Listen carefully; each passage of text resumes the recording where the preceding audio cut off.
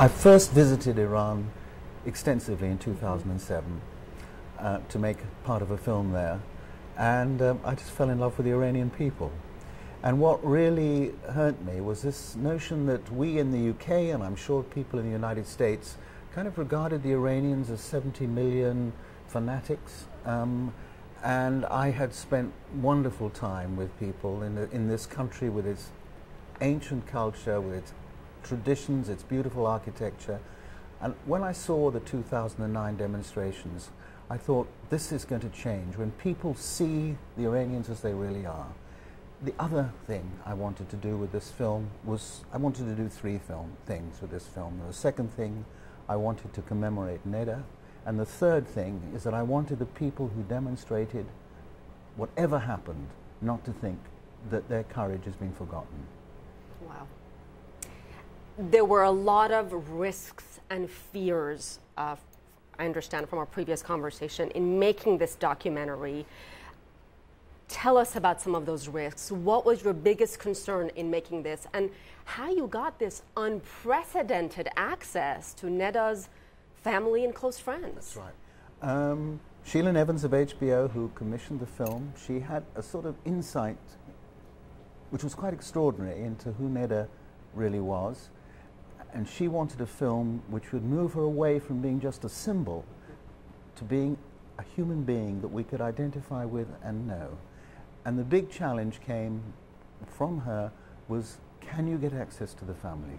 Is that possible? And she gave me about 2 months to work that out. Now the family, the mother had appeared, photographs of Neda, she'd posted on the web. I believe she gave written interviews, including to CNN. But we were asking to go much further, to go into the family home and to learn about Neda personally. That's one question. The second question is, even if they agreed, who would have the courage to do this? So I contacted all my Iranian friends in the media and journalism, and finally I was given recommendation to a young man called Saeed Kamali Dehigan, who unfortunately can't be with us here today. And I was told that he had a courage that bordered on madness. And at that point, he was a freelance journalist. That's right. So he had contacts. That's right. He was a freelance journalist.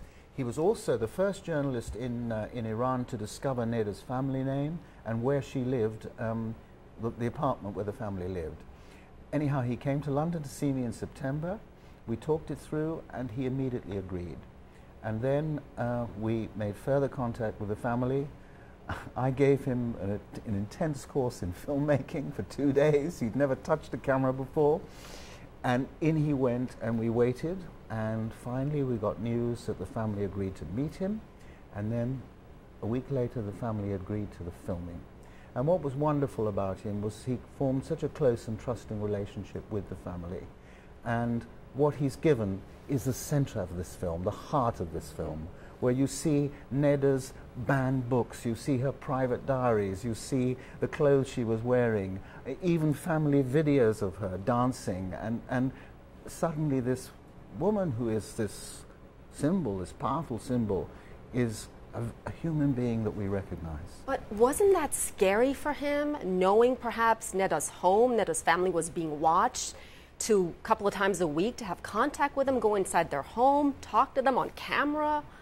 It was very, very frightening, and the 5 weeks that he was in Iran were, I think, the worst 5 weeks of my life. I mean, I've made films in dangerous places and war situations, I've climbed Everest, and I'm sharing the risks with the people that are making the film. Here I was sitting on my butt in London while a 24-year-old was going in and taking all these risks on my behalf. And we had a system where he would email me every night that he could to say that he was safe, but some nights there was a power outage, and I didn't hear from him, and those were terrible nights. But he did it. I mean, the sad thing was, there was no alternative, because I couldn't go into Iran. All foreign journalists are forbidden at the moment.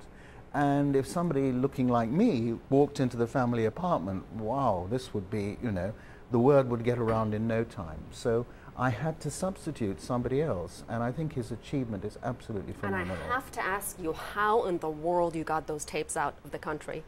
Well, we really, we thought and thought about this. We investigated courier services working out of Iran and which ones we could trust. And anyhow, we made copies of everything, and a trusted person in Tehran kept all the copies. And then Saeed thought, to hell with all this. And he bought a whole lot of other DVDs, sort of pop DVDs, put all our DVDs inside the sleeves, and came out with all this evidence in his suitcase.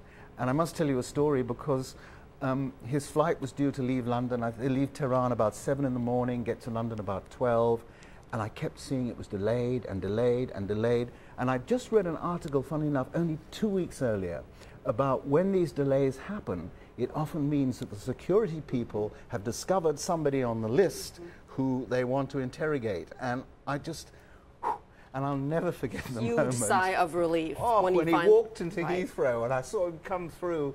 I've never enjoyed meeting somebody as much as I did